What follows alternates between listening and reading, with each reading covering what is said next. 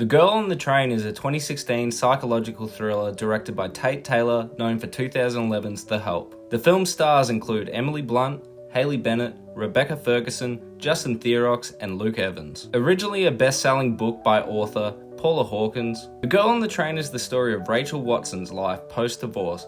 Every day she takes the train into New York, and every day the train passes her old house. The house she lived in with her husband, who still lives there with his new wife and child. As she attempts not to focus on her pain, she starts watching a couple who live a few houses down, Megan and Scott Hipwell. She creates a wonderful dream life for them in her head, about how they are a perfect happy family, and then one day as the train passes, she sees something shocking, filling her with rage. The next day she wakes up with a horrible hangover, various wounds and bruises, and no memory of the night before. She has only a feeling something bad happened.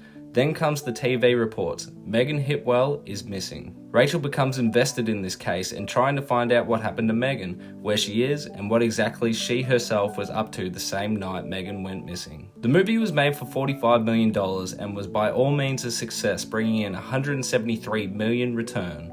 Aside from Emily Blunt being quite a star in her own right, the movie, as its title would suggest, takes place largely in one or two locations: the train itself or in Rachel's old neighborhood. Simple in concept, however the movie does throw curveballs as the story goes along. I reviewed a movie previously on the channel called The Doors.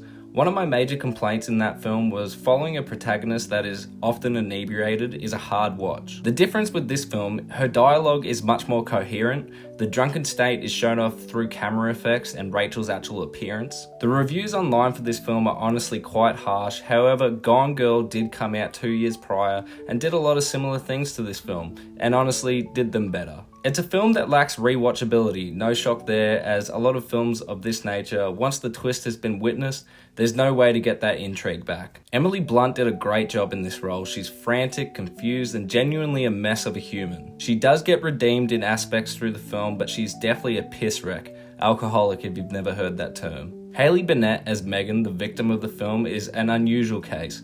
Most of her backstory takes place through the therapist's office, and the tragic death of her firstborn is definitely a grim watch. I honestly haven't seen her act in anything else really, so I commend her for her performance. I think it all comes down to the fact that if you like these mystery type films with a Scooby-Doo whodunit, it's worth a one-off watch with no harm to it. I applaud some of the visual representations of the drunken blurry events and genuine intrigue for at least, the first half of the film. It's a movie you can watch with your girlfriend or partner, have a couple chats about who you think is guilty of the murder, and then just move on. If you had to pick this or Gone Girl, however, it does get compared a lot, I'd just pick Gone Girl any day of the week. I can actually say that I've rewatched that film several times now.